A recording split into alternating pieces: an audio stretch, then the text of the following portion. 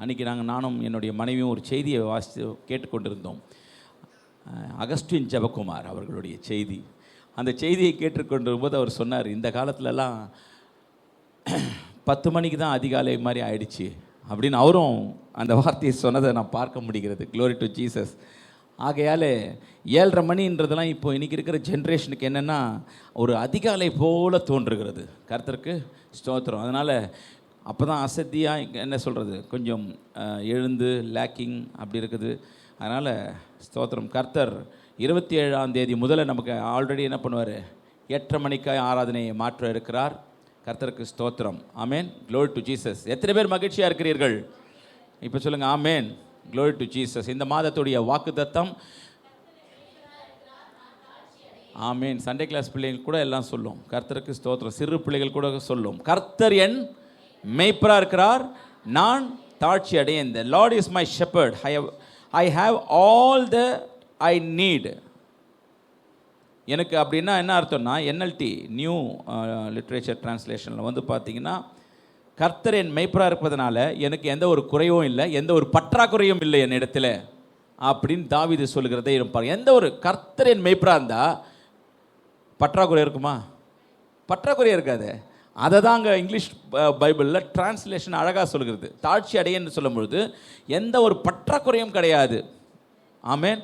எதிலெல்லாம் தேவன் எனக்கு பற்றாக்குறை வைக்காமல் இருக்கிறார் என்று சொன்னால், எனக்கு எது தேவையோ அந்த தேவையை அவர் பற்றாக்குறை இல்லாமல் தீர்த்து வைப்பார். ஆமேன். முதல் காரியமாய் சொல்கிறார். ரெண்டாவது காரியமாய் அதில் பார்க்கும்போது, அந்த முதல் காரியத்தில் சொல்லும்பொழுது அவர் என் ஆத்துமாவை என்ன செய்கிறாரு, தேற்றுகிறவராக இருக்கிறார் என்று பார்த்தோம்.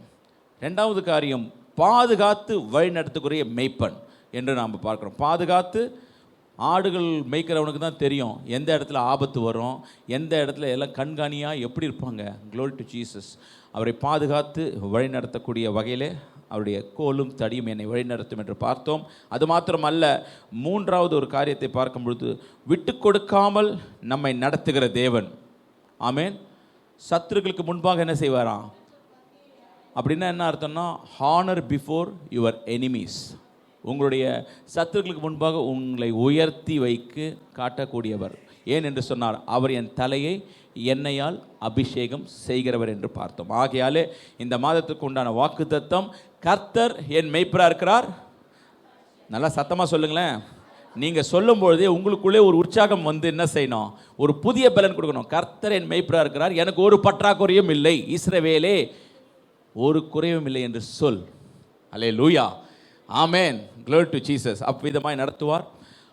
கர்த்தருக்கு ஸ்தோத்திரம். நல்ல நம்ம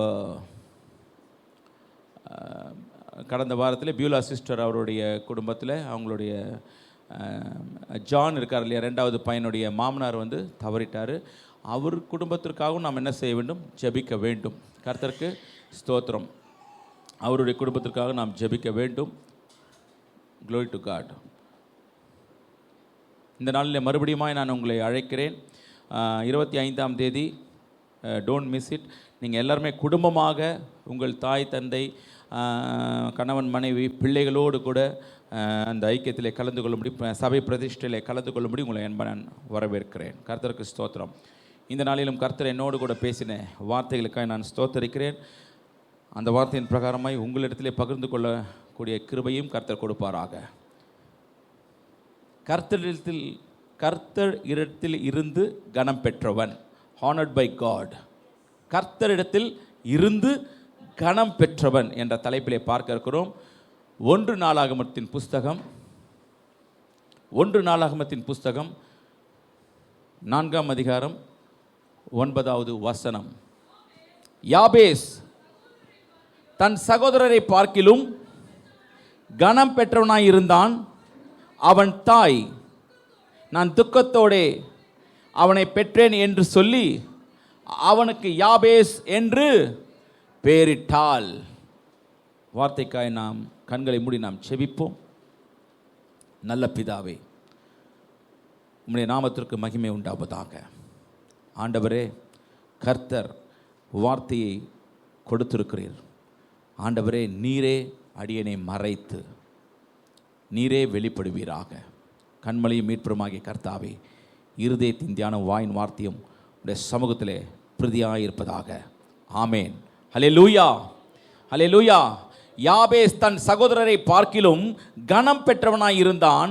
அவன் தாய், நான் துக்கத்தோடே அவனை பெற்றேன் என்று சொல்லி அவனுக்கு யாபேஸ் என்று பெயரிட்டாள். யாபேஸ் தன் சகோதரரை பார்க்கிலும் கனம் பெற்றவனாய் இருந்தான். ஆமேன். சகோதரரை பார்க்கிலும் அவன் என்ன செஞ்சானா? கனம் பெற்றவனாய் இருந்தான். ஆனால் அந்த கனம் யார் கொடுத்தது? கர்த்தர் கொடுத்திருக்கிற கனம்.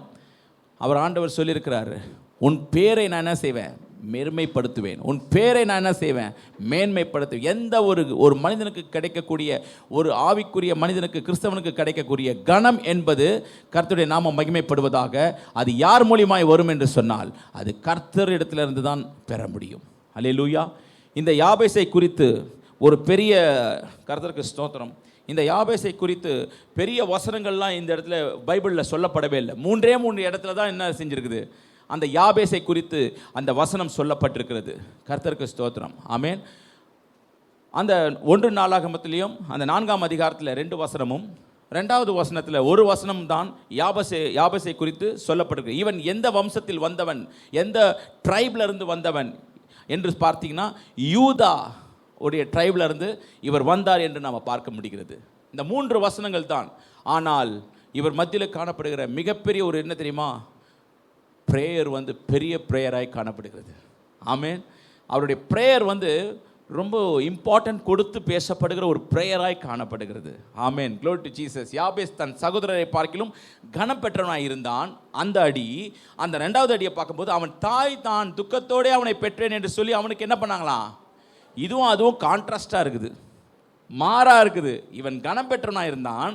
ஆனால் பிறக்கும் பொழுது அவன் தாய் அவனை பெற்ற பொழுது, கர்த்தருக்கு ஸ்தோத்திரம், நான் துக்கத்தோடே அவனை பெற்றேன், பெயினோடு பெற்றேன் என்று சொல்லி அவனுக்கு ஒரு பேர் வைக்கிறாங்க. எப்பவுமே யூதர்களில் ஒரு வழக்கம் உண்டு.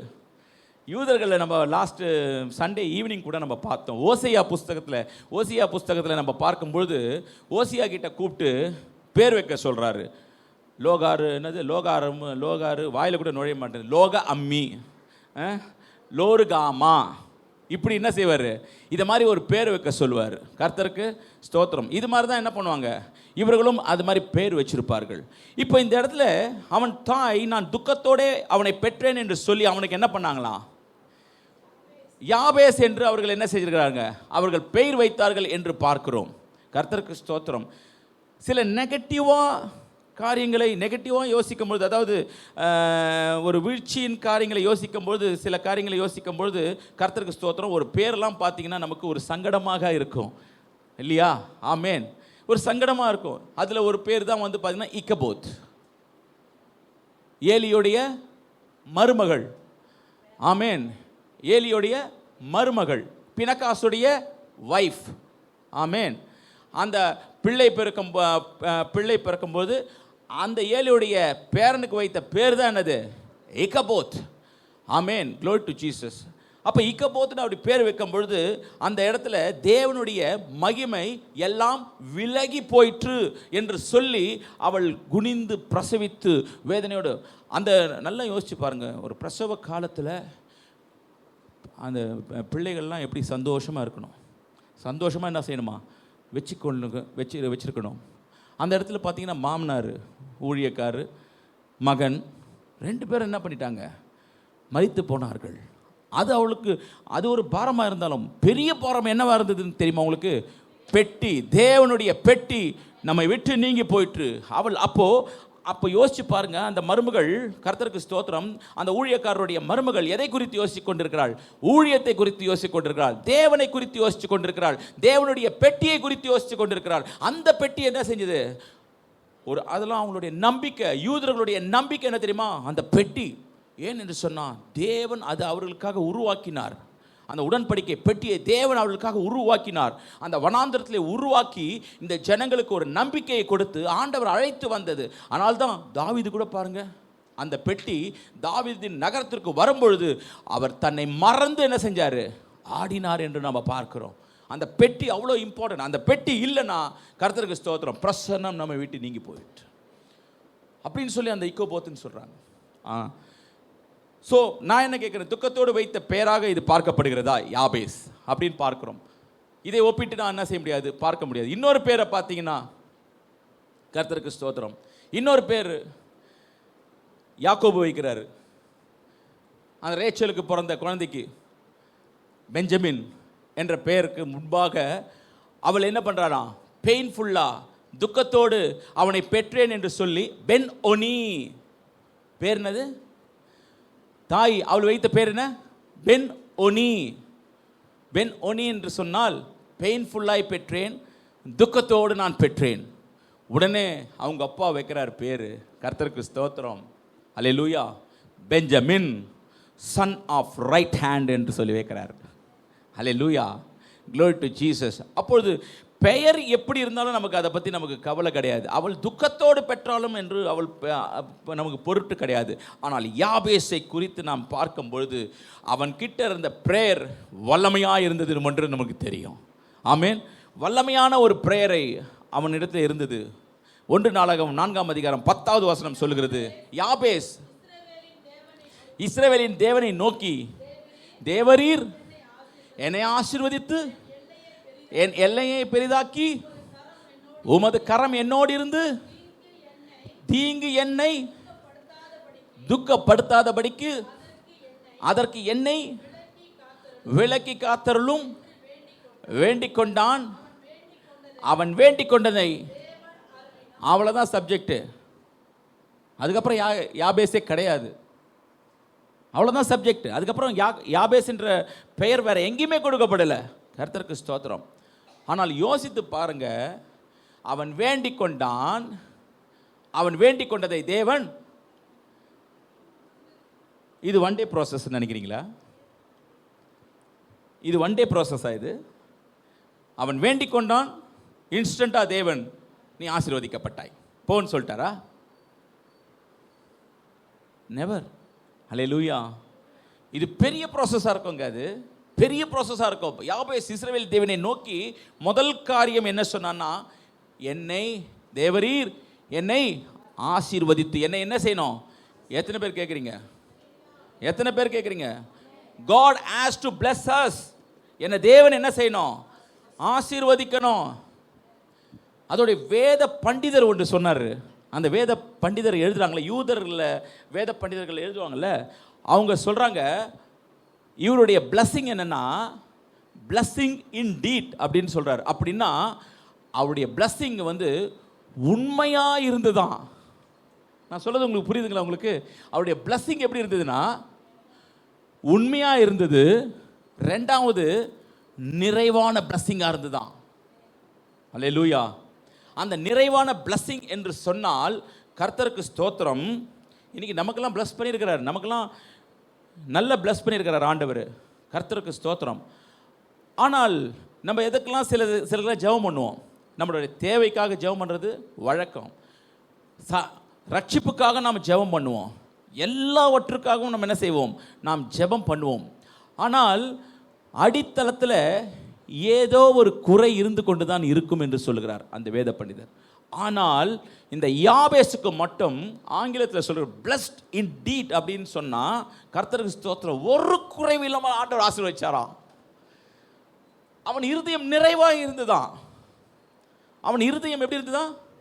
நிறைவாக இருந்துதான். எந்த ஒரு, அதான் சொல்கிறேன், இன்னைக்கு ஆண்டவர் சொன்னார், இந்த மாதத்தில் என்ன டைட்டில் கொடுத்தோம்?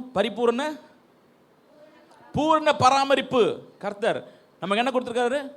பூரண பராமரிப்பு. ஒரு குறைவும் இல்லாதபடிக்கு ஆசீர்வாதத்தை பெறுவது தான் ஒரு பெரிய பிளஸ்ஸிங். அதனால தான் நீதிமொழிகள் புத்தகத்தில் சொல்லப்படுகிறது, உண்மையுள்ள மனுஷன் தான் பரிபூர்ண ஆசீர்வாதங்களை என்ன செய்ய முடியும்? அந்த ஆசீர்வாதம் தான் இவன் பெற்றானா. நீங்கள் நல்லா யோசிச்சு பாருங்கள். உண்மையுள்ள ஒரு ஆசீர்வாதத்தை, நிறைவான ஒரு ஆசீர்வாதத்தை இவன் பெற்றான் என்று சொன்னால், இவன் எப்படி இருந்திருக்கணும்? இவன் உண்மை உள்ளவனாக இருந்திருக்கணும். இவன் எல்லாவற்றிலும் என்ன செய்யணும்? உண்மை உள்ளவனாக இருந்திருக்கணும். அந்த உண்மை தான் என்ன செய்ய முடியும்? அந்த ஆசீர்வாதத்தை கொடுக்கும். நல்லா சொல்லுங்க, ஊழியத்தில் கர்த்தர் நம்மளை ஆசீர்வதிக்க வேண்டும் என்று சொன்னால், கர்த்தருக்கு ஸ்தோத்திரம், என்னென்ன குவாலிட்டி நமக்கு வேணும். இதை தவிர வேற எந்த குவாலிட்டியுமே வேணாம். ஒரு அல்லேலூயா சொல்லாமா? எனக்கு நல்லா பாட தெரியும். நம்ம முன்னாடி நான் கச்சேரி பண்ணிட்டு இருந்தேன், நல்லா பாட தெரியும்னு சொல்லி வர்ஷிப்புக்கு ஆண்டவர் கூப்பிட்டாரா? கர்த்தருக்கு ஸ்தோத்திரம். இன்னைக்கு பாடுகிறவர்கள்லாம் அந்த ராகத்தோடு பாடுறவங்களா இன்னைக்கு? இல்லை. ஆனால் எதுக்கு அழைத்தாரு? உண்மை. இல்லை நல்லா இவனுக்கு பிரசங்கிக்க தெரியும், நல்லா பிரசங்கம் பண்ணுவான்னு தெரியுமா? இல்லை, உண்மை. உண்மை உள்ளவனுடைய பிரேயர்ல கர்த்தர் ஆசீர்வாதத்தை நிச்சயமாய் வைத்திருப்பார். உண்மை உள்ள பிரேயர்ல, உண்மை உள்ளவனுடைய பிரேயர்ல கர்த்தர் அந்த ஆசீர்வாதத்தை வைத்திருப்பார் என்று சொல்லப்படுகிறது. blessing indeed. உண்மை உள்ள பாக்கியவான் என்று சொல்லப்படுகிறது. உண்மை உள்ளவன் அவன். கர்த்தருக்கு ஸ்தோத்திரம். இதில் பார்க்கும் பொழுது நிறைய சில வேளைகளில் நமக்கு குறைகள் இருக்கும். இப்போ மோசஸ் இருக்கிறாரு. மோசேவை கர்த்தர் என்ன சொன்னார்? என் வீடு எங்கும் உண்மை உள்ளவன் சொன்னார். ஆனால் அவளுக்குள்ள என்ன குறை இருந்தது? கோபம்லாம் இல்லை, அவருக்குள்ள என்ன குறை இருந்திருக்கும்? நீங்கள் யோசிச்சு பார்த்தீங்கன்னா, திக்குவாய் மந்த நாக்கெல்லாம் நமக்கு தேவை. அது இல்லைன்னா நம்ம இந்த உலகத்தில் இருப்போம். அங்கே இல்லை, ஒரே ஒரு காரியம் அவருக்குள்ள இருந்த ஒரே ஒரு குறை, என் கானானுக்குள்ளே நான் பிரவேசிக்க முடியலை. ஒரு அல்லேலூயா சொல்லாமா? அவர் உண்மை உள்ளவன், மோசஸ் உண்மை உள்ளவன். ஆனால் உண்மை உள்ள ஜெபந்தான் எல்லாமே இருக்குது. ஆனால் அவனுக்குள்ளே என்ன இருக்கும்? ஒரு குறை என்ன இருந்தது? என் கண்களால் மாத்திரம்தான் அந்த கானானை பார்க்க முடிந்தது. ஆனால் சுதந்திரிக்க வேண்டிய நான் சுதந்திரிக்க முடியவில்லை என்ற குறை நிச்சயமாக இருந்திருக்கும். இதுதான் இந்த பிளஸ்ஸிங். நான் என்ன பார்க்கிறேனோ அதை சுதந்திரிக்கிறதும் ஒரு பிளஸ்ஸிங். புரியுதுங்களா? அந்த கேட்டகரியில் யார் வராங்கன்னா யோசுவா வரான். ஒரு அல்லேலூயா சொல்லாமா? ஆமென். அவனுடைய பிளஸ்ஸிங்கு பூர்ணமாக இருந்தது. ஏன்னா அவன் ஸ்டார்டிங்ல இருந்து எண்டிங் வரைக்கும் உண்மையாக இருந்தான். ஒரு அல்லேலூயா சொல்லாமா? அதனால தான் அவன் அடிமைத்தனத்திலிருந்து வெளியில் வந்த பொழுதும் அவன் அடிமைத்தனத்தையும் பார்த்தான், வனாந்தரத்தையும் பார்த்தான், தான் சுதந்திரிக்க வேண்டிய இடத்தையும் அவன் என்ன செஞ்சான்? அவன் பார்த்தான். எத்தனை பேர் ஆசைப்படுறீங்க? ஆண்டவரே, எஸ், நீங்கள் உண்மையுள்ள ஒரு மனுஷனுடைய காரியங்கள், ஆமென், உண்மையுள்ள ஒரு மனுஷன் பரிபூர்ண ஆசீர்வாதங்களை பெறுவான் என்று சொன்னால் நீங்கள் சுதந்திரிக்கிறதை பார்க்க வேண்டும். ஒரு அல்லேலூயா சொல்லமா? சுதந்திரிக்கிறதை என்ன செய்யணும்? பார்க்க வேண்டும். அது ரொம்ப இம்பார்ட்டண்ட்டான விஷயம். மோசஸ் பரிபூர்ணமாக வந்தான். அப்படி இருந்தாலும் கூட அவனுக்கு சில பிளஸ்ஸிங் என்ன மிஸ் ஆயிடுச்சு இல்லையா? கானானுக்குள்ளே பிரவேசிக்க வேண்டிய பிளஸ்ஸிங் அவனுக்கு என்ன ஆயிடுச்சு? மிஸ் ஆயிடுச்சு. ஆனால் யோசுவாவுக்கு பிரவேசிக்கக்கூடிய பிளஸ்ஸிங்கை ஆண்டவர் அனுமதித்தார். அல்லேலூயா. அதான் பரிபூர்ணம். ஆமென். நீ பார்க்கணும், அந்நிய கண்கள் அல்ல. யோபு சொல்றாரு, அந்நிய கண்கள் அல்லப்பா, என் சொந்த கண்ணு. எத்தனை பேர் அது மாதிரி நம்ம விசுவாசிக்கணும்? ஆண்டவரே, உண்மையுள்ள மனுஷன் பரிபூர்ண ஆசீர்வாதம்னா பெரிய பிளஸ்ஸிங் என்ன தெரியுமா? என் கண்ணு மேகத்தின் மேலே வர அவரை பார்க்க வேண்டும், அவரோடு கூட நான் என்ன செய்ய வேண்டும்? எடுத்துக்கொள்ள வேண்டும். அது வரைக்கும் என்னுடைய பிளஸ்ஸிங் தொடர்ந்து வந்து கொண்டே இருக்கணும். ஆண்டவரே, பாலும் தேனும் ஓடுகிற கானானை போல அங்கே வருத்தம், துக்கம், பசி, தாகம் எதுவுமே இல்லை. கர்த்தருக்கு ஸ்தோத்திரம். ஆமென். அல்லேலூயா. அந்த கானானை, பரம கானானை நாம் என்ன செய்ய வேண்டும்? சுதந்திரிக்கிறவர்களாய் இருக்க வேண்டும் என்று அதுதான் உண்மையுள்ள மனுஷன், பரிபூர்ண ஆசீர்வாதம். நீ உண்மையாக இருந்துட்டுனா போதும், வேற எதுவுமே வேணாங்க. கர்த்தர் உங்களிடத்தில் கேட்டு அருமையான அந்த தாசர் பாடுற பாட்டு, உன்னை உண்மையுள்ளவன்று எண்ணி இந்த ஊழியத்தை நான் நீ நிறைவேற்றணுமே. ஆமென். கவனமாக என்ன செய்யணுமா? நிறைவேற்ற வேண்டும். அல்லேலூயா. இந்த உண்மையுள்ள ஒரு கேரக்டர்லாம் எப்படி இருப்பாங்க? இந்த உண்மையுள்ள ஒரு கேரக்டர் அவங்க எப்படி இருப்பாங்க என்று பார்க்கும்பொழுது கர்த்தருக்கு ஸ்தோத்திரம். பாருங்க, யோசுவா சொல்கிறான், நானும் என் வீட்டாருமோ என்றால். முதல்ல யாரை சேவிச்சான்? முதல்ல கர்த்தரை தான் சேவிச்சான். கடைசியாக யாரை சேவிச்சான்? லைஃப்பில் துவங்குந்து முதல் முடிவு வரைக்கும் அவன் யாரை சேவிச்சான்? நடுவில் எத்தனை ஆர்ப்பாட்டம் வந்துச்சு? ஏன்? பிரதான ஆசாரியனாகிய ஆரோனு கூட என்ன பண்ணிட்டான்? வழி விலகி போயிட்டான். ஆனால் இவன் மட்டும் கூடாரத்தை விட்டு பிரியாதிருந்தான். உண்மை உள்ள ஒரு மனுஷன் எப்பவுமே கர்த்தரை விட்டு பிரியாதிருப்பான். அவனுக்கு எவ்வளோ சூழ்நிலை வந்தாலும், எவ்வளோ போராட்டம் வந்தாலும், எவ்வளோ பிரச்சனை வந்தாலும், ரீபாதாலும் உண்மை உள்ளவனுக்கு தான் என்ன வரும்? என்ன வரும்? சோர்வு வரும். உண்மை உள்ளவனுக்கு தான் போராட்டம் வரும், எல்லாம் வரும். ஆனால் அந்த கூடாரத்தை விட்டு என்ன செய்யக்கூடாது? பிரியாதபடிக்கு இருக்கிறோம். ஆண்டவரே, glory to Jesus. ஆனால் தான் சொன்னேன், நானும் என் வீட்டாரும் நான் கர்த்தரையே சேவிப்போம். இப்போ நீங்கள் சொல்லுங்கள், நீங்கள் யாரை சேவிக்க போகிறீர்கள்? நதிக்கு அப்புறத்தில் இருக்கிற அப்படின்னு அவன் கேட்குறதுக்கு காரணம், அவனுடைய லைஃப்பில் யாருக்கு உண்மையாக இருந்தானோ. ஏன் அவனுக்கெல்லாம் கிரிட்டிசைசம் வந்திருக்காதா? அவனுக்கெல்லாம் விமர்சனம் வந்திருக்காதா? நிறைய வந்திருக்கும். அவன் நெவர் பாதர். அல்லேலூயா. சரி, அவனை போல ஒரு மிலிட்ரியில் வீரமாய் நடத்தக்கூடிய ஆட்கள் இல்லை. அவனை போல யார்? யோசுவா போல மிலிட்ரியில் தளபதியாய் தலைமை தாங்கி நடத்தக்கூடியவன் ஒருவனும் இல்லை அப்படின்னு சொல்லி ஒரு வேத பண்டிதர் எழுதுறாரு. நான் யோசிச்சு பார்க்குறேன், கர்த்தருக்கு ஸ்தோத்திரம். அப்போ அவனுக்கு பயம் இல்லையான்னு கேட்குறேன். உண்மையிலேயே பெரிய பயந்தாங்கோலி அவன்தான். ஒரு அல்லேலூயா சொல்லாமா? ஆனால் அவர் எழுதும் பொழுது எழுதுகிறாரு, அவனை குறித்து அவர் எழுதும் பொழுது எழுதுகிறாரு, அவன் பயத்தை காட்டிலும் அவன் தேவன் மேல் வைத்திருக்கிற நம்பிக்கை பெரிதாக இருந்துதான். ஒரு அல்லேலூயா. பயம் என்னை ஆட்கொண்டால் பாடுவேன் அதிகமாய். ஆமென். பயம் இருக்கும். அவனை போல ஒரு பயந்தாங்கோலி. அதனால தான் மறுத்தான். ஆண்டவர் அழைக்கும் பொழுது கர்த்தருக்கு ஸ்தோத்திரம், அவன் என்ன செஞ்சான்? முதல்ல என்ன செஞ்சான்? பயந்தான். ஆனால் பயத்தை காட்டிலும் கர்த்தர் மேல் இருக்கிற நம்பிக்கை அவனுக்கு என்னவா இருந்துதான்? அதிகமாக இருந்துதான். ஒரு உண்மை உள்ள ஒரு மனுஷனுக்கு எப்பவுமே நீங்கள் தெரிஞ்சுக்கலாம், கர்த்தர் மேலே நம்பிக்கை அதிகமாக இருக்கும். உண்மை உள்ள மனுஷனுக்கு முதல் காரியம் என்ன? கர்த்தர் மேல் என்ன இருக்கணும்? நம்பிக்கை அதிகமாக இருக்கும். அல்லேலூயா. அது யாருக்கு இருந்தது? யோசுவாவுக்கு இருந்தது. அதனால தான் கர்த்தருக்கு ஸ்தோத்திரம். அவன் என்ன செஞ்சானா? ஆமென். யோசுவா கர்த்தர் கனம் பண்ணாரா இல்லையா? எல்லாரும் இஸ்ரவேல் கண்களுக்கு முன்பாக நான் உன்னை என்ன செய்வேன்? மேன்மைப்படுத்துவேன். ஒரு அல்லேலூயா சொல்லாமா? ஆமென். கனம் பெற்றான். இஸ்ரவேல் கண்களுக்கு முன்பாக என்ன பண்ணாரு? யோசுவாவை மேன்மை. நீங்கள் பாருங்க, கர்த்தருக்கு மட்டும் உண்மையா இருங்க. அல்லேலூயா. கர்த்தருக்கு மட்டும் உண்மையா இருங்க.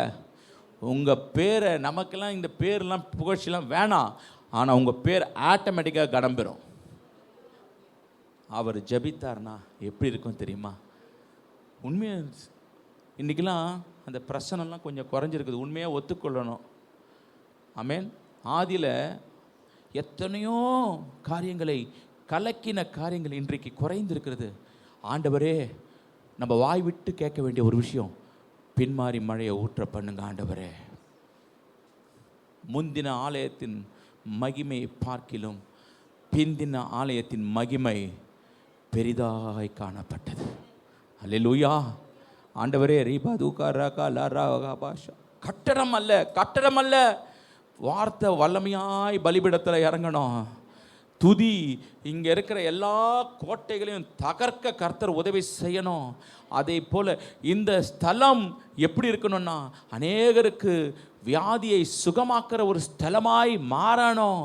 ஆண்டவரே, இந்த இடத்துல கால் வைக்கிறவர்கள் உண்மையான பிளஸ்ஸிங்கை கர்த்தர் கொடுக்கணும். ஆமேன். அதற்கு கர்த்தருடைய கண்கள் பார்த்தவைகளாய் இருக்கணும், செவிகள் விண்ணப்பத்தை கேட்கிறதா இருக்க வேண்டும். ஆண்டவரே, இந்த ஸ்தலத்தை போல வேற எந்த, ஆண்டவரே, வேற என்ன நான் கேட்க முடியும்? இதில் லைட்டை போட்டு நான் ஆட போகிறேன்னா, இல்லை லைட்டை போட்டு நான் பாட போகிறேன்னா, உம்முடைய மகிமை இல்லைன்னா நான் எதை பண்ணாலும் ஒன்றும் இல்லையா ஆண்டவரே? வார்த்தை ஒன்றுமே இல்லையா ஆண்டவரே? அப்பா, மறைத்து நீர் வெளிப்படணுமே ஆண்டவரே. எங்களை மறைச்சிடுங்க ஆண்டவரே. உண்மையுள்ள ஒரு மனுஷன் பரிபூர்ண ஆசீர்வாதத்தை பெறுவான். அந்த ஆசீர்வாதத்தை நான் கேட்கிறேன், ஆண்டவரே யாபேசை போல என்னை ஆசீர்வதித்து. ஆமென். உண்மையுள்ள மனுஷன் எப்பவுமே நீதியின் பக்கமா நிற்பான். ஒரு அல்லேலூயா சொல்லாமா? உண்மையுள்ள மனுஷன் எப்பவுமே எப்படி இருப்பான்? இயேசுவான ஒரு பாவி பக்கம் நிற்கட்டும். ஒரு அல்லேலூயா சொல்லாமா? நீங்களும் நானும் எங்க நிற்கணும்? அல்லேலூயா. நீங்களும் நானும் எந்த பக்கம் நிற்கணும்? நீதியின் பக்கம் நிற்க வேண்டும். எது ரைஷியஸ், எது நியாயம், எது இரக்கம், அந்த பக்கத்தில் என்ன செய்யணும்? எப்பவுமே நிற்கணும். புரியுதுங்களா? இயேசுவானவர் பாவியின் பக்கம் நிற்கட்டும். ஒரு அல்லேலூயா சொல்லாமா? ஏன் என்று சொன்னா, அந்த பாவியை அவர் தான் மீட்க முடியும், நான் இல்லை. அந்த பாவியை மீட்டு அவர் தான் என்ன செய்ய முடியும்? மன்னித்து கொடுக்க முடியும், நான் மன்னிக்க முடியாது. ஆகையினால நம்ம அவருக்காக ஜெபம் பண்ணலாம், ஆனால் அவர்களுக்கு நம்ம என்ன செய்ய முடியாது? உடன் பங்காளிகளாய் நாம் மாற முடியாது. அப்போ உண்மையுள்ள மனுஷன் எங்க நிற்பான்னா, நீதியின் பக்கம் அவன் நிற்க முடியும் என்று பார்க்கிறோம். மீகா 6ஆம் அதிகாரம் 8வது வசனம். யோசுவா, மனுஷனே நன்மை இன்னதென்று நமக்கு ஒரு நிமிஷம் சிஸ்டர், நமக்கு அறிவித்திருக்கிறாரா இல்லையா? நன்மை எது? நன்மை எது? தீமை. நன்மையும் தீமையும் எங்க இருக்குதான்? எங்க இருக்குதான்? அறிவித்திருக்கிறாரா இல்லையா? நன்மையும் தீமையும் எங்க இருக்குது? நாவின் அதிகாரத்தில் இருக்குது. நீங்க எதை எடுத்துக்கொள்ள போறீங்க? நீதியின் வார்த்தையாய் நீங்கள் எடுத்துக்கொள்ள போகிறீர்களா, இல்ல அநியாயத்தின் பக்கம் நின்று அநியாயத்திற்கு வழக்காடுகிறவர் நாம் அல்ல. மறுபடியும் சொல்கிறேன், இயேசுவானவர் அவருக்காக வழக்காடட்டும், இயேசுவானவர் அவரை மீட்கட்டும். ஆனால் நீங்களும் நானும் எங்க இருக்கணும்? உண்மையுள்ள மனுஷன் நீதியின் பக்கமாக நிற்கணும். மனுஷனே நன்மை இன்னதென்று அவர் உனக்கு அறிவித்திருக்கிறார். என்ன செய்து? அப்ப எங்க நிக்கணும்? நம்ம எங்க நிக்கணும்? அநியாயத்து பக்கம் எங்க போயிடாத, அநியாயத்து பக்கம் போயிடாத, அநியாயத்து பக்கம் எங்கேயுமே நிற்காத, மாட்டிப்பீங்க. ஆமேன். அநியாயத்து பக்கம் நின்னா என்ன ஆயிடும்? சொல்லுங்களேன். உண்மை இழந்து போயிடும். நீ பொய்யனாய் மாறுவாய். ஒரு அல்லேலூயா சொல்லாமா? நியாயம் செய்து இரக்கம் வேணும்பா. ஒருத்தனுக்கு என்ன வேணுமா? உண்மை உள்ள மனுஷங்கிட்ட என்ன இருக்கும்? நம்ம சோதித்து பார்க்கணும். நம்ம இப்போ மாறணும். இன்னைக்கு நம்மளுக்கு ஒரு டிரான்ஸ்ஃபார்மேஷன் கர்த்தர் கொடுக்கணும். நான் உண்மை உள்ளவனா, நான் கெட்டவனான்றதை இதன் மூலிமா நீங்களே தெரிஞ்சுக்கலாம். நல்ல மரம் நல்ல கனியை கொடுக்கும், கெட்ட மரம் ஆமென் நல்ல மரம் கெட்ட கனியை கொடுக்காது, கெட்ட மரம் நல்ல கனியை கொடுக்காது. Simple logic. அப்போ நம்ம என்ன செய்யணும்? கர்த்தருக்கு ஸ்தோத்திரம். நியாயம் செய்து இரக்கத்தை சிநேகித்து, இது ரெண்டுமே இருந்ததுன்னா, உங்ககிட்ட நியாயம் இருந்ததுன்னா, நம்ம கிட்ட நியாயம் இருந்ததுன்னா, நம்ம கிட்ட இரக்கம் இருந்ததுன்னா, உண்மையிலே சொல்றேன், அவன் தாழ்மை உள்ளவனா தான் இருப்பான். ஒரு அல்லேலூயா சொல்லாமா? அவனோட கேரக்டர் எப்படி இருக்குமா? உண்மை உள்ளவனோட கேரக்டர் எப்படி இருக்குமா? தாழ்மையாக தான் இருக்கும். நீங்க கவலையே பட வேணாம். உங்களுக்குள்ள தாழ்மை, உங்களுக்குள்ள இரக்க சுபாவம் இல்லை, உங்களுக்குள்ள கர்த்தருக்கு ஸ்தோத்திரம் ஆமென் க்ளோரி டு ஜீசஸ் நியாயம் செய்கிற சுபாவம் இல்லைன்னா, இந்த மனத்தாழ்மை ஆட்டோமேட்டிக்காக என்ன செய்யாது? உங்களுக்குள்ளே வராது. ஆமென். மனத்தாழ்மையாய் நடப்பதை அல்லாமல் வேற எண்ணத்தை கர்த்தர் உன்னிடத்தில் நியாயமாக இருக்கிறது தான் கர்த்தர் கேட்குறாரு. இரக்கமாக இருக்கிறதுக்கு கர்த்தர் கேட்குறாரு, வேற எதுக்குமே கேட்கல. அடுத்த வசனம், 9வது வசனம். கர்த்தருடைய சத்தம் எப்பவுமே அது கூப்பிட்டு கொண்டே இருக்கிறது, நோக்கி கூப்பிட்டுக்கிறது. ஞானம் உள்ளவன் உம்முடைய நாமத்தை மதிப்பான், மிலாட்டிற்கும் அதை நியமித்திற்கும் செவி கொடுங்கள். ஆண்டவரே, உம்முடைய சத்தத்திற்கு எப்பவுமே நான் என்ன செய்யணும்? செவி கொடுக்கணும், காது கேட்கணும். அதனால தான் சொல்றது, விருத்த சேதனம் உள்ள காதுகள். எங்கேயாவது அநியாயத்துக்கு போய் நின்றுடாத. அநியாயம் உண்மையை கெடுத்து விடும். அநியாயம் உண்மையை என்ன செய்யும்? உண்மையை கெடுத்துரும். உன்னுடைய ஆசீர்வாதத்துக்கு கேடே என்ன தெரியுமா? நீ அநியாயத்து பக்கம் சாஞ்சினா பரிபூர்ண ஆசீர்வாதம் போயிடும். அல்லேலூயா. உண்மை போயிடும். உண்மை போயிடுச்சுன்னா ஆசீர்வாதம் போயிடும். அல்லேலூயா. இயேசுவானவர் அவங்க பக்கம் நிற்கட்டும். பாவிகளை ரட்சிப்பதற்கு கிறிஸ்து இயேசு உலகத்தில் வந்தார். அவர் பார்த்துக்கிட்டோம். நான் உண்மையாக தான் இருக்கணும். என் வேலையில் உண்மையாக இருக்கணும், என் ஊழியத்தில் உண்மையாக இருக்கணும், என்னுடைய காசில் உண்மையாக இருக்கணும். பண ஆசை எல்லாம் தீமைக்கு என்ன இருக்குது? வேற இருக்குது. உண்மையை கெடுத்துரும். ஆமேன். எல்லாவற்றிலும் உன் நடக்கையில் உண்மையாயிரு. உன் நடக்கையில் உண்மையாயிரு. நடக்கை என்பது என்ன? எல்லாம் சம்பந்தப்பட்ட விஷயம். அந்த காலத்துலலாம் சொல்லுவாங்க, கர்த்தருக்கு ஸ்தோத்திரம், பனை மரத்து அடியில் நின்று பாலை குடித்தால் என்ன அர்த்தம்? பனை மரத்து அடியில் நின்று பாலை குடித்தால் அவங்க என்ன நினைப்பாங்களாம்? நீ கல் குடிச்சதுன்னு தான் நினைப்பாங்க. ஆமேன். உனக்கு என்ன திராட்சை தோட்டத்து பக்கம் வேலை? என் ஃப்ரெண்டு போனாருங்க, என் ஃப்ரெண்டோடு கூட சேர்ந்து போனேன். போவாதீங்க. உன் சாட்சி என்ன செஞ்சிடும்? உன் உண்மை என்ன செஞ்சிடும்? கெட்டு போயிடும். அல்லேலூயா. இன்னைக்கு கவர்மெண்ட்டே என்ன சொல்லுது? குடிங்க. ஆமேன். இன்னைக்கு கல் வாங்கி குடிச்சா உடம்புக்கு நல்லதுன்னு சொல்லிட்டாங்க. அன்றைக்கி கல் கூட நல்லது இல்லைன்னு சொன்ன காலங்கள் போய் இன்னைக்கு கல் கூட எப்படி ஆயிடுச்சு? இன்னைக்கு ஏன்னா அதை விட ஒஸ்டான காரியம், போதைக்கு அடிமையாய் இருக்கிற காரியங்கள். அல்லேலூயா. உண்மை போயிடும், ஆசீர்வாதம் நம்மை விட்டு போயிடும். அதனால தான் மனுஷனே, நன்மை இன்னது என்று அவர் உனக்கு அறிவித்திருக்கிறார். நியாயம் செய்து இரக்கத்தை சிநேகித்து உன் தேவனுக்கு முன்பாக மனத்தாழ்மையாக நடப்பதை அல்லாமல் வேற எண்ணத்தை கர்த்தர் உனக்கு. 10வது வசனம். துன்மார்கருடைய வீட்டிலே துன்மார்க்கத்தினால் சம்பாதித்த பொக்கிஷங்களும் அருவருக்கப்படத்தக்க குறைந்த மரக்காலும். யார் கேட்கறது அப்படின்னு? அந்த மீகா தீர்க்கதரிசிக்கிட்ட யார் பேசுறது? ஆண்டவராகிய இயேசு கிறிஸ்து பேசுறார். ஆண்டவராகிய கர்த்தர் பேசுகிறாரு.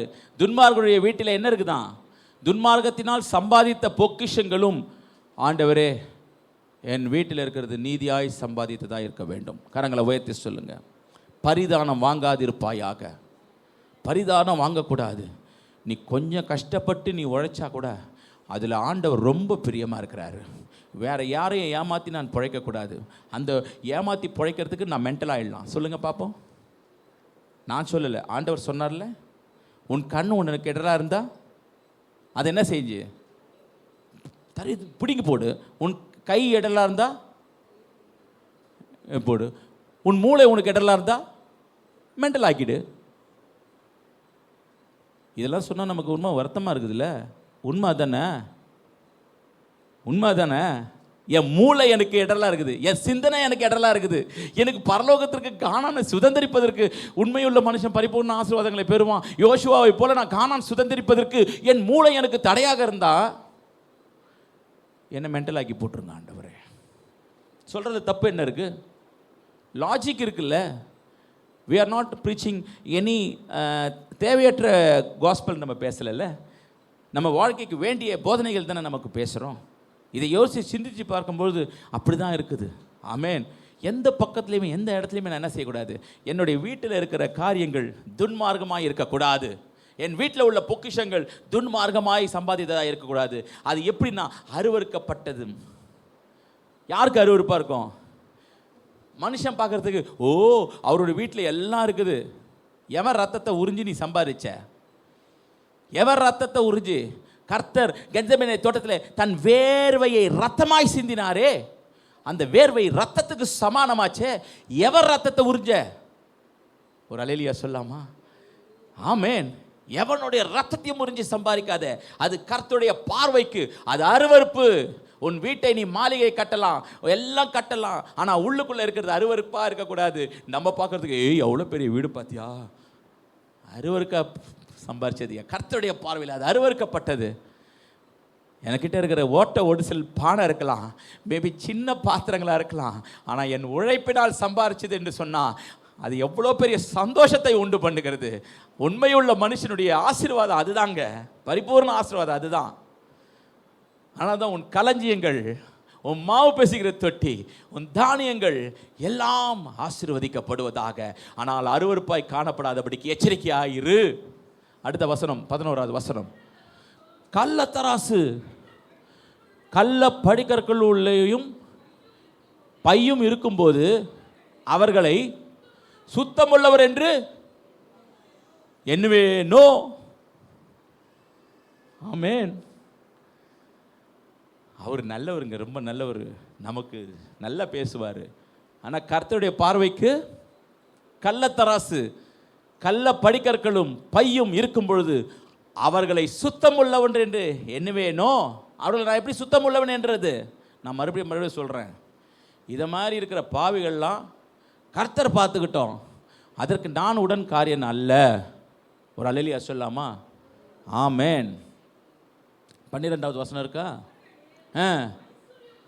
அவர்களில் ஐஸ்வர்யம் உள்ளவர்கள் கொடுமையால் நிறைந்திருக்கிறார்கள், அவர்களுக்குள் வாசமாக இருக்கிறவர்கள், அவருக்குள் யாருக்குள்ள? அந்த ஐஸ்வர்யவான் பக்கத்திலே இந்த கைகள் போகும் பாருங்க, கூட ஜால்ரா கைகள். இந்த ஜால்ரா கைகள்லாம் என்ன பண்ணுமா? ஆமாம், அவர்களுக்குள் வாசமாக இருக்கிறவர்கள் பொய் பேசுகிறார்கள், அவர்கள் வாயில் உள்ள நாவு. ஆமென். நீ பார்க்குறீங்கள, இவன் பெரிய ஆள், அவன் பெரிய ஆள், ஐயோ அவன் வீடு இவன் வீடு. உள்ளுக்குள்ளே என்ன இருக்கும்? உள்ளுக்குள்ளே என்ன இருக்கும்? அல்லேலூயா. ஒருத்தன் கஷ்டப்பட்டு அவன் உண்மையாக இருக்கிற மனுஷனுடைய சம்பாதியம் உள்ளே இருக்கிறது பார்த்தீங்களா, அவன் எதுக்குமே கவலைப்பட மாட்டான். அல்லேலூயா. அதனால தான் நீ ஐஸ்வர்யவானாய் ஆக விரும்பாதேன்னு சொல்லி பவுல் எழுதுகிறார். நீ ஐஸ்வர்யவானாய் ஆக விரும்பும் பொழுது இதை மாதிரி கண்ணியெல்லாம் என்ன செய்யும்? நீ மாட்டிப்ப. அதனால் அதை விட்டு வெளியே. ஆமேன். போதும் என்கின்ற கூடிய மனதுடன் கூடிய போதும் அப்படின்னா, எனக்கு இன்றைக்கி ஆண்டவர் எனக்கு கொடுத்துருக்கிறாரு, அது வரைக்கும் எனக்கு போதுமானது, அவ்வளோதான். அந்த சிந்தனை நமக்குள்ளே வந்துடணும். இதுக்கு மேலெலாம் நம்ம ஒன்றும் கொண்டு போகிறதில்ல, ஒன்றும் நம்ம என்ன செய்யலை, கொண்டு வந்ததும் இல்லை, கொண்டு போவதும் இல்லை என்ற சிந்தை நமக்கு வந்துடுச்சுனாலே நம்ம உண்மையுள்ள மனுஷனாய் மாறிடுவோம். ஒரு அல்லேலூயா சொல்லமா? உண்மையுள்ள மனுஷனாக மாறிடுவோம். அங்கே தான் நமக்கு ஏதோ ஒரு குறைபாடுகள் இருக்கும். 3வது காரியம் என்னவென்று சொன்னால், உண்மையான ஒரு மனுஷனுடைய போக்கு எப்படி இருக்கும் தெரியுமா? அவன் தெய்வீக கூட்டணியோடு கூட இருப்பான். அல்லேலூயா. 2026ஆம் ஆண்டு எல்லா கட்சிகளும் எதோடு கூட்டணி வைக்க வேண்டும் இருக்கிறது. யார் எந்த கட்சி எந்த கூட்டணியோனா வச்சுக்கிட்டோம். என்னுடைய கூட்டணி தெய்வ பக்தியோடு கூட உள்ளவர்களோட கூட்டணி, மீன்ஸ் ஃபெலோஷிப். இது ஒரு தெய்வ மனிதன் எழுதுனது தான் உங்களுக்கு சொல்கிறேன். ஆமேன், ஆமேன். ஸோ உங்களுடைய கூட்டணி எங்கே இருக்கணும்னா, உங்களுடைய ஃபெலோஷிப் எங்கே இருக்கணும்னா, தெய்வ பக்தி உள்ளவரிடத்தில் உங்களுடைய கூட்டணி இருக்கணும். பிரசங்கி 4ஆம் அதிகாரத்தில் 9-10 வசனங்களை வாசிப்பீங்களேன். பிரசங்கி 4ஆம் அதிகாரம் 9-10 வசனம். ஒண்டியாயிருப்பதிலும் இருவர் கூடியிருப்பது நலம், அவர்களுடைய பிரயாசத்தினால் அவர்களுக்கு நல்ல பலன் உண்டாகும். ஒருவன் விழுந்தால் அவன் உடனாளி அவனை தூக்கி விடுவான்.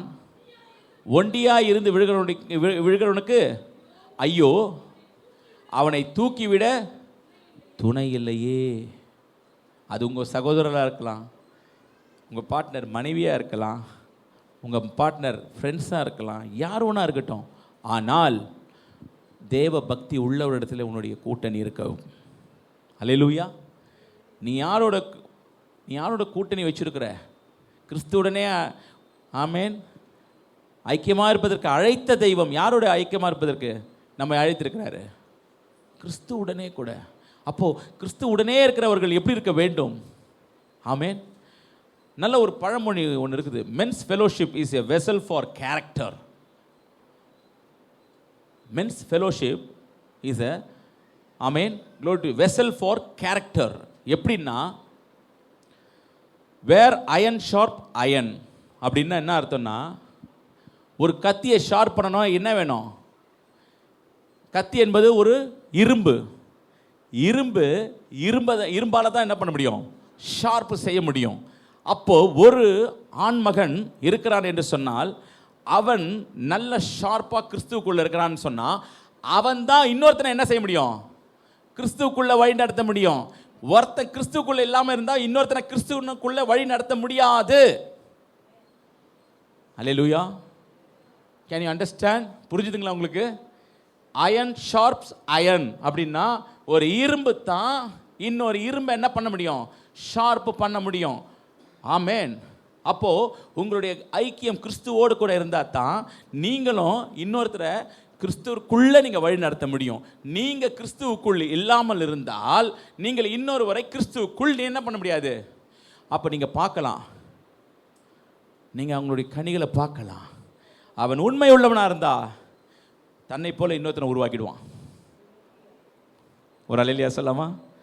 ஒருத்தன் உண்மை உள்ளவனாக இருந்தா நம்மளை போல என்ன பண்ணுவாங்க மற்றவங்கள? ஒரு அல்லேலூயா சொல்லாமா? ஆமேன். அதனால தான் உங்களுடைய ஐக்கியத்தில் நீங்கள் யாருன்னா இருக்கணும்னா நீங்கள் ஒரு ஷார்ப்பான ஒரு இரும்பாக இருந்தால் தான் இன்னொரு இரும்பை நீங்கள் ஷார்ப் பண்ண முடியும். நீங்கள் இரும்பாக இல்லைன்னா நீங்கள் இன்னொரு இரும்பை நீங்கள் ஷார்ப் பண்ண முடியாது. நீங்கள் கிறிஸ்துக்குள்ளே இல்லைன்னா நீங்கள் இன்னொருத்தரை கிறிஸ்துக்குள்ளே வழி நடத்துகிறேன்னு சொன்னால் அதை விட போய் வேறு எங்கேயுமே இருக்காது. நீங்கள் நல்ல யாபேசை போல நல்ல ஜபிக்கிறவர்களாக இருந்தால் உங்களை பார்த்து இன்னொருத்தர் நல்ல ஜபிக்க ஆரம்பிச்சிடுவான். ஆமேன், ஆமேன், அல்லேலூயா. நீங்கள் நல்ல துதிக்கிறவர்களாக இருந்தீங்கன்னா உங்களை பார்த்து இன்னொருத்தர் என்ன செய்வான்? துதியில் வந்துடுவான். அப்போ அதை மாதிரி ஆண்டவர்கிட்ட கேட்கணும், இந்த ஆசீர்வாதத்தை, உண்மையின் ஆசீர்வாதத்தை எனக்கு கொடுங்க ஆண்டவரே. சுவிசேஷம் சொல்லணுமா வேணாமா? அப்போ நான் ஷார்ப்பாக இருக்கணுமா வேணாமா? அப்போ நான் இன்னொருத்தரை நடத்துகிறேன்னா நான் ஷார்ப்பாக இருந்தால் தானே இன்னொருத்தரை நான் ஷார்ப் பண்ண முடியும். நானே மங்கி போய் உடனே பாட ஆரம்பிச்சிடும், மங்கி போன திரிகளை அணைக்காதிருந்தீர்னு. அதுக்கும் எதுக்கும் சம்மந்தம் கிடையாது. You should be sharp. எதில் எதுமா ஷார்ப்பாக இருக்கிறான்? இன்றைக்கி மனுஷன் எதில் நம்ம ஷார்ப்பாக இருக்கிறான்? ஆனால் தான் சங்கீதக்காரன் சொன்னான், மனுஷன் வேஷமாகவே திரிக்கிறான். இன்றைக்கி புறம் பேசுகிறதுல ஷார்ப்பாக இருக்கிறான், நெகட்டிவ் தாட்ஸில் ஷார்ப்பாக இருக்கிறான், ஜெபத்தில் ஷார்ப்பாக இருக்க மாட்டேன்றான், துதியில் ஷார்ப்பாக இருக்க மாட்டேன்றான், செவி கொடுக்கறதுல ஷார்ப்பாக இருக்க மாட்டேங்கிறான். தேவையற்ற சம்பாஷணை, ஆகாத சம்பாஷணை அவனுடைய ஒழுக்கத்தை, நல்ல மனுஷனுடைய ஒழுக்கத்தை என்ன செஞ்சிடுது? அது கெடுத்து போடுது. வேண்டாம், வேண்டாம், அது வேண்டாம். சில காசிப்ஸ்லாம் நீங்கள் பார்த்தீங்கன்னா ரொம்ப இன்றைக்கி கிறிஸ்தவத்தில் பயங்கர காசிப்ஸு. நான் லாஸ்ட்டு ஒரு மெசேஜில் தினகரன் ஐயாவுடைய மெசேஜ் நான் பார்க்கும்பொழுது நான் நினச்சேன், இப்போ தான் நிறைய இந்த விமர்சனங்கள்லாம் ஊழியக்காருடைய விமர்சனங்கள்லாம் அதிகமாக வருதுன்னு நான் யோசித்தேன். ஆனால் எப்பயோ பல ஆண்டுகளுக்கு முன்பாகவே அவர் பிரசங்கித்ததில் பார்க்கும்பொழுது, நீ இன்னொரு ஊழியக்காரனை பற்றி நீ பேசாதேன்னு சொல்லி அவர் எச்சரித்திருக்கிறத நான் பார்த்தேன். அப்போ நான் சொன்னேன், அப்போ ஆதி காலம் முதல்ல இது இருந்துகிட்டே தான் இருக்குது போல இருக்குது. ஓயாத ஒழுக்கு. என்னது? உண்மை உள்ள மனுஷங்கிட்ட அந்த புறம் பேசுதல் இருக்காது. யாரை குறித்து, மற்றவர்களை குறித்து பேசுறது இருக்காது. மற்றவங்களுடைய வருமானத்தை குறித்து பேசுறது இருக்காது. மற்றவனுக்குரிய காரியத்தை குறித்து யோசிக்க, உனக்கு என்ன பக்கத்து வீட்டு வேலை? நம்மளுக்கு கொடுக்கப்பட்ட வேலையில் நம்ம கண் எப்படி இருக்கணும்? கண்ணியமாக இருக்கணும். யோசுவா எதை குறித்தும் கவலைப்படல. யாபேசுடைய ஆசீர்வாதத்துக்கு என்ன ஒரு காரணம்னா, அவனுக்கு மட்டும்தான் அவன் பார்த்தான், வேற எதுவுமே அவன் என்ன செய்யலை, பார்க்கவே இல்லை. அந்த கூட்டணி யாரோட கூட இருந்ததுன்னா, தெய்வீக கூட்டணி யாரோட இருந்ததுன்னா தேவ ஜனங்களோடு கூட இருந்தது என்று பார்க்கிறோம். அல்லேலூயா. தேவ ஜனங்களோடு கூட இருக்க வேண்டும். நான்காவது காரியம், அவன் எப்பொழுதுமே ஆவிக்குரிய வாழ்க்கைக்கு அவன் முன்னுரிமை கொடுப்பான். உண்மையுள்ள மனுஷன் எப்படி இருப்பான்? ஆவிக்குரிய வாழ்க்கைக்கு என்ன செய்வான்? முன்னுரிமை கொடுப்பான். வேதம் என்ன சொல்கிறது? முதலாவது தேவனுடைய ராஜ்யத்தையும் நீதியும் தேடுங்கள். அது என்னது? Seek first the God's kingdom. அவன் தேவனுடைய ராஜ்யத்துக்கு உட்பட்டே இருப்பான். அப்போ அந்த மனுஷன் தேவனுடைய ராஜ்யத்துக்கு உட்பட்டு இருக்கிறவன் என்று சொன்னால், அங்கே எழுதுறாங்க, a man of God is not defined by his strength. அவனுடைய ஸ்ட்ரென்த்னால் அவன் காணப்பட மாட்டான். But by a surrender to the Almighty. எப்பவுமே தன்னை கர்த்தரிடத்தில் அர்ப்பணிக்கிறவனாக இருப்பான். ஆவிக்குரிய வாழ்க்கையில் இருக்கிறவன் எப்படி இருப்பான்? உண்மையுள்ள மனுஷன் கர்த்தரிடத்தில் சரண்டர் ஆவானா, அர்ப்பணிச்சிடுவான் தன்னை. யோசுவா இருந்தானா அது மாதிரி? எப்போ இருந்தான்? யோசுவா ஆயிப்பட்டினம் அவனுக்கு பெரிய அடி வாங்குச்சு. ஆயிப்பட்டினத்தில் என்னாச்சு? கர்த்தருடைய சத்தத்தை கேட்காம என்ன பண்ணான்? போய் என்ன பண்ணான்? துரத்திட்டு வரும்போது அவன் என்ன பண்ணான்? எங்கே வந்து சரண்டர் அடைஞ்சான்? யார்கிட்ட வந்து சரண்டர் அடைஞ்சான்? கர்த்தரிடத்தில் வந்து சரண்டர் அடைஞ்சான். ஒரு அல்லேலூயா சொல்லாமா? ஆமென். தோல்வியை நினைக்காதீங்க, கவலைப்படாதீங்க. ஐயோ எனக்கு இந்த தோல்வி ஆயிடுச்சேன்னு கவலைப்படாதீங்க. உண்மை உள்ள மனுஷன் எப்பவுமே என்ன பண்ணுவான்? டக்குன்னு போய் கர்த்தரிடத்தில், ஆண்டவரே நான் என்ன தப்பு பண்ணினேன், என்னை மன்னிச்சிடுங்க ஆண்டவரே, சரண்டர் பண்ணுவான். சில வேளையில் நமக்குள்ளே ஒரு பெரிய ஸ்ட்ரென்த் ஒன்று இருக்கும். நமக்குள்ளே பாவம் இல்லை. நமக்குள் பாவம் இல்லை என்று சொல்லுவோம் என்றால் நம்ம நாமே சரி, இந்த வசனத்தை வச்சுக்கிட்டு கிறிஸ்து என்னோடு கூட இருக்கிறாருன்னு எப்படி நம்ம சொல்ல முடியும்? உங்கள் இருதயமே உங்களுக்கு சாட்சி சொல்லும். என் இருதயம் எனக்கு சாட்சி சொல்லும். நீ கர்த்தரோட இல்லடா, நீ எங்கே உலகத்தில் போயினுக்கிற வா சொல்லும் பொழுது சரண்டர் ஆகிறோம். பார்த்தீங்களா? அவன் உண்மையுள்ள மனுஷன். ஆவிக்குரிய வாழ்க்கையில் முதல்ல அவன் எதுக்கு கொடுப்பான்னா, தேவ சத்தத்துக்கு. முதலாவது தேவனுடைய ராஜ்யத்தின் நீதியம் தேடுங்கள். அப்படின்னா டக்குன்னு வந்து என்ன செய்வான்னா, ஆண்டவர் பேசினால் உடனே என்ன செய்யணும்? நம்ம சரண்டர் ஆயிடணும். ஆண்டவரே இதுக்கு மிஞ்சின காரியம் ஒன்றுமே இல்லை, இதுக்கு மிஞ்சின காரியம் என் தலையே போனாலும் நான் என்ன செய்ய மாட்டேன், தவறு இனிமேல் செய்ய மாட்டான் ஆண்டவரே அப்படின்னு சொல்லுவான். ஆனால் தான் அவன் கானானுக்குள்ள, உண்மை உள்ள மனுஷன் அந்த கானானுக்குள்ள பிரவேசித்தான் என்று நாம் பார்க்கிறோம். அல்லேலூயா. ஆறாவது காரியம், நல்ல மனுஷனிடத்தில், உண்மை உள்ள மனுஷனிடத்தில் எப்பவுமே என்கரேஜ்மெண்ட் இருக்கும். ஆமேன் ஆமேன். ப்ளஸ் அவனிடத்தில் நிச்சயமாய் சப்போர்ட் இருக்கும். என்கரேஜ்மெண்ட், ஊக்கம் எப்பவுமே கொடுத்து கொண்டே இருப்பான், என்கரேஜ் பண்ணிக்கொண்டே இருப்பான். ரெண்டாவது சப்போர்ட் பண்ணி கொண்டு இருப்பான். அல்லேலூயா. இதெல்லாம் என்னதுன்னா உண்மையுள்ள ஒரு குவாலிட்டியை நம்ம பார்க்க. 1 தெசலோனிக்கர் 5ஆம் அதிகாரம் 11வது வசனத்தை வாசிப்பீர்கள் என்று சொன்னால், 1 தெசலோனிக்கர் 5ஆம் அதிகாரம் 11வது வசனம்.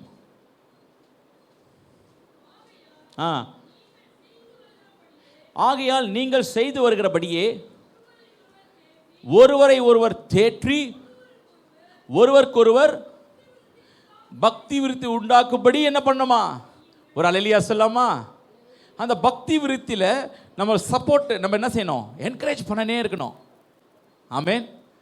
என்கரேஜ் பண்ணிக்கிட்டே இருக்கணும். நீங்கள் நல்ல வர்ஷிப் பண்ணுறீங்க, இன்னும் நல்லா வர்ஷிப் பண்ணுங்கள், கர்த்தருக்கு ஸ்தோத்திரம்.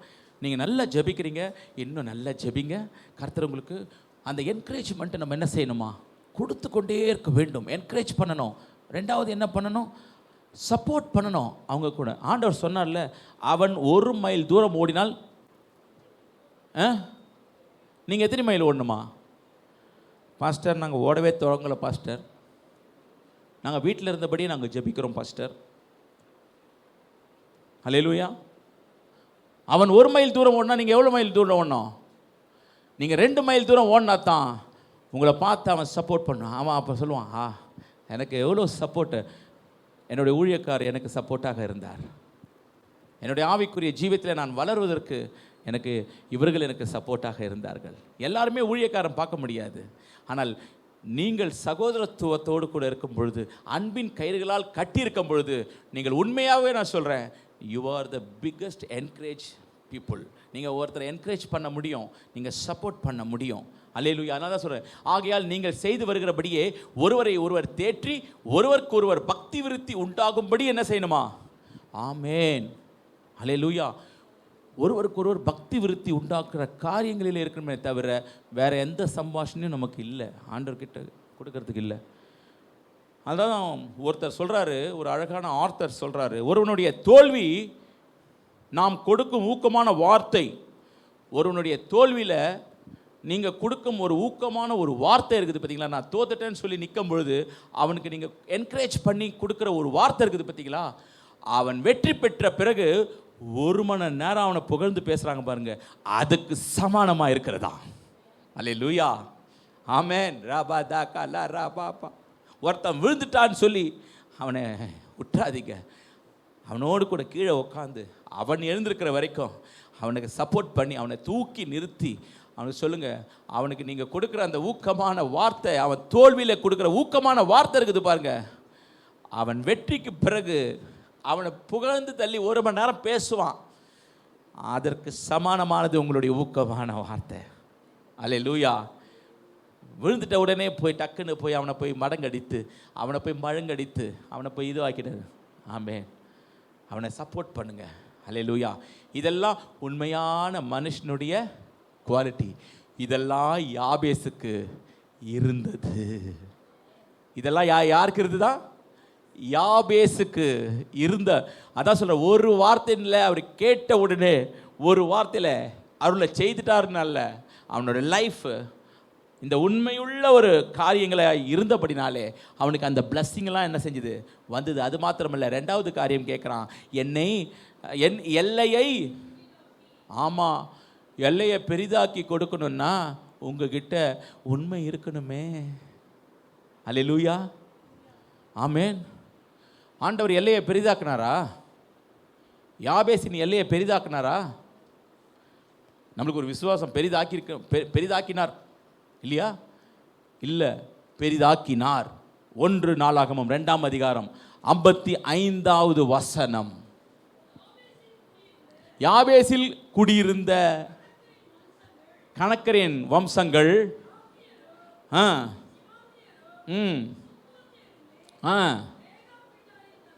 ரேகாப் வீட்டாரின் தகப்பனாகிய அம்மாத்தின் சந்ததியான கேனியர். ஆனால் யார் வீட்டில் குடியிருந்தார்களா? யார் இடத்துல குடியிருந்தாங்களா? யாபேசில் குடியிருந்த கணக்கரின் வம்சங்கள். புரியுதுங்களா? யாபேசுடைய எல்லையை ஆண்டவர் பெரிதாக்குனாரா, ஆக்கலையா? ஆமென்.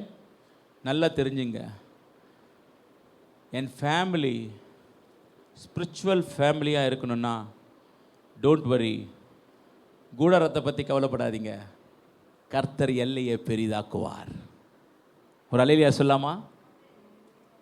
புரியுதுங்களா? சத்தியம் புரியுதா? என் ஃபேமிலியை நான் உண்மையுள்ள மனுஷனாக இருந்துட்டேன்னா என் எல்லையை கர்த்தர் என்ன செய்வார்? என் வம்சத்தை கர்த்தர் என்ன பண்ணுவார்? பிள்ளைகளுடைய பிள்ளைகளின் சுகவாழ்வை என்ன செய்யுங்க? ஒரு அல்லேலூயா சொல்லாமா? அப்போ அவன் உண்மையாக இருந்தனா யாபேசில் குடியிருந்த, அப்போ யாபேசு ஒரு பெரிய பட்டணமாய் கர்த்தர் எல்லையை பெரிதாக்கினார். யோசுவாவோட காலத்தில் எல்லாம் உள்ளே வந்தாங்களா? உள்ளே வந்தபோது இன்னொருத்தர் இருந்தார். யோசுவா காலேப்பா? காலேப் இருந்தார்ல. காலேப் என்ன சொன்னார்? எனக்குன்னு ஒரு பட்டணத்தை தெரிந்து கொண்டு மலை நாட்டை நான் என்ன செஞ்சுக்கிறேன், நான் சுதந்திரிக்கிறேன் அப்படின்னு சொன்னாங்களா? இப்போ அது மாதிரி சுதந்திரிக்கிற அந்த காரியத்தில் பார்க்கும்பொழுது சில டைமில் வந்து பார்த்திங்கன்னா பல இடத்துல சுதந்திரிக்காமல் விட்டுட்டாங்க. அதனால தான் இந்த யாபேசு கேட்குறாரு, என் எல்லையை பெரிதாக்குங்க. நம்ம என்ன கேட்கணும்? ஆண்டவரே எங்கள் ஊழியத்தை பெரிதாக்குங்க. ஆண்டவர் பேசினாரே. இப்போ ஆண்டவர் என்னோட கூட பேசியிருப்பாரா? என் ஊழியத்தை எல்லாம் வந்து சொல்கிறாங்க. நான் உண்மையை சொல்கிறேன், இது பக்கத்தில் வாங்கும்படியான ஒரு கிருபையை கர்த்தர் கொடுப்பாருன்னு சொல்கிறாங்க. ஒரு சொல்கிறாரு, இந்த இடத்தையே கர்த்தர் கொடுப்பாருன்னு சொன்னார். இயேசு எனக்கு வேணும்னு சொன்னால் யாரும் தடை செய்ய முடியாது. நான் சொல்கிறது உங்களுக்கு விளங்குதா? நான் மனுஷனில் நான் சிந்திக்கிறேன், எனக்கு முடியாதுன்னு சொல்கிறேன். ஆனால் இயேசு அவனுக்கு தேவைன்னா அவர் வாங்கிப்பார். ஒரு அல்லேலூயா சொல்லாமா? ஆமென். ஆண்டவர் கேட்டார், எப்போ பார்த்தாலும் நெகட்டிவாக பேசினிக்கிறீ, என்னப்பா அர்த்தம் அப்படின்னு கேட்டார். ஊழியக்கார் மூலிமா நான் 2 பேர்கிட்ட சொல்கிறேன்ல, நீ என்ன சொல்லணும்? நீ எப்படி ஜெபிக்கணும்? என் எல்லையை பெரிதாக்குங்க ஆண்டவரே. எத்தனை பேர் இதுக்கலாம் நீங்கள் சொல்கிறீங்க, ஆண்டவர் ஆமேன், இது உண்மையான ஒரு காரியம், அதை கேட்குறது தப்பே கிடையாது. என் எல்லையேன்னா என்னுடைய வீட்டை, என்னுடைய பவுண்டரி அல்ல, ஆவிக்குரியவர்களை ஆண்டவரே எங்களுக்கு அதிகமாய் பெரிதாக்க கர்த்தரைகளுக்கு உதவி செய்யுங்கப்பா. என் பிள்ளைகள் ஆவிக்குரிய ஜீவியத்திலே வளரும்படியாய், அவர்களை பெரிதாக்கும்படியாய் ஆண்டவரே வீடு வாசல் எல்லாம் நீங்கள் கொடுப்பீங்க. நீ ஆவிக்குரிய வளர்ச்சியில் நீ பெரிதாகும் பொழுது, முதலாவது தேவனுடைய ராஜ்யத்தின் நீதியும் தேடும் பொழுது, அப்பொழுது இவைகள் எல்லாம் உனக்கு கூட அருளப்படும். ஒரு அல்லேலூயா சொல்லாமா? ஏசாயா 54ஆம் அதிகாரம் 2-3 வசனங்கள் வாசிப்போம், முடித்து விடலாம். ஏசாயா 54:2-3. உன் கூடாரத்தின் இடத்தை விசாலமாக்கு. உன் வாசஸ்தலங்களில் திரைகளை விரிவாக்கட்டும். தடை செய்யாதே. உன் கயிறுகளை நீளமாக்கி உன் முளைகளை உறுதிப்படுத்து. நீ வலதுபுறத்திலும் இடதுபுறத்திலும் இடம் கொண்டு பெருகுவாய். உன் சந்ததியார் ஜாதிகளை சுதந்திரித்துக் கொண்டு பாழாய் கிடந்த பட்டணங்களை, ஒரு அல்லேலூயா சொல்லாமா? ஒரு அல்லேலூயா சொல்லாமா? பாழாய் கிடந்த இடம், பாழாய் கிடந்த இடம், பாழாய் கிடந்த இடம் நீ குடியேற்றுவிக்கப்படுவாய். விசுவாசித்தால் தேவனுடைய மகிமையை காண்பாய். நீ என்ன சொல்றது? ஆண்டவர் என்ன கேட்குற? நீ என்ன சொல்றது? ஆமென். நான் சொன்னேன், ஆண்டவரே உம்முடைய விருப்பம் அதுன்னா, உம்முடைய சித்தம் அதுவாக இருந்தா நான் ஏமாத்திரம், நான் ஏமாத்திரம். ஆண்டவரே ரீபா தாலா ராபா, அவர் பிளான்லாம் வந்து பியூட்டிஃபுல் பிளான். நீ அறியாததும் உனக்கு எட்டாததுமான பெரிய காரியங்களை நான் உனக்கு என்ன செய்வேன் அப்படின்னா என்ன அர்த்தம்? உங்களோட நாலேஜுக்கு வராது, உங்கள் நாலேஜுக்கே தெரியாது. உன் நாளைக்கு நான் என்ன பிளான் வச்சிருக்கிறேன்னு உனக்கு தெரியாது. நீ அறியாததும் நீ எட்டாததுமான பெரிய காரியங்களை, பிரமிப்பாக காரியங்களை கர்த்தர் செய்து கொண்டிருக்கிறார், செய்வார். அந்த வாக்கு தத்தம் ஒரு பொழுதும் என்ன செய்ய, நீ வலது புறத்திலும் இடது புறத்திலும் இடம் கொண்டு என்ன செய்வாய்? ஆவிக்குரியவர்களை பெருக்கமடையும்படியாய் கர்த்தர் செய்வார். யாபேசின் எல்லையை கர்த்தர் விரிவாக்கினார். யாபேஸ்குள்ள கேனியர்கள் எத்தனை வம்சத்தார்கள் உள்ளே இருந்தார்கள் என்று பார்க்கும் பொழுது கர்த்தர் அவருடைய யாபேசுடைய எல்லையை விரிவாக்கினதைப் போல உங்கள் எல்லோருடைய எல்லையும் கர்த்தர் விரிவாக்குவார். உன் குடும்பத்தை விரிவாக்குவார். உன் குடும்பத்திற்குள்ளே சந்ததிகள் எல்லாம் ஆசீர்வதிக்கப்பட்ட சந்ததியாய் எழும்பும்படியாய் கர்த்தர் வைப்பார். ஒன்னே ஒன்று, உண்மையாக இருந்துருங்க, உண்மையாக இருங்க. கர்த்தர் பெரிய காரியங்களை செய்வார். உம் கரம் என்னோடு கூட இருப்பதாக ஜெபிச்சான். கர்த்தருடைய கரம் தான். உபாகமம் 7ஆம் அதிகாரம் 19வது வசனம் சொல்லுகிறது. உபாகமம் 7ஆம் அதிகாரம் 19வது வசனம். கர்த்தருடைய கரம் எவ்வளோ பெரிய கரம் பாருங்க. உன் கண்கள் கண்ட சோதனைகளையும் அடையாளங்களையும் அற்புதங்களையும் உன் தேவனாகிய கர்த்தர் உன்னை புறப்பட பண்ணி காண்பித்த, எப்படிங்க? அவரை தவிர விடுவிக்க கரம் ஏதாவது இருக்குதா? அவரை தவிர விடுவிக்கக்கூடிய கரம் ஏதாவது இருக்குதா? ஆமென். உன்னை புறப்படப்படி காண்பித்த பலத்த கையும் ஓங்கிய புயத்தையும் நன்றாய் நினைத்து நீ யாருக்கும் பயப்படாத. நீ பார்த்து பயப்படுகிற எல்லா ஜனங்களுக்கும் உன் தேவனாகிய கர்த்தர் அப்படியே செய்வார். உன்னுடைய வாழ்க்கையில் நீ போகும் பொழுது நீ யாருக்கும் பயப்படாத. ஆண்டவர் சொன்னார், யாருக்கும் பயப்படாத. கர்த்தருடைய கரம் உன்னோடு கூட இருந்தா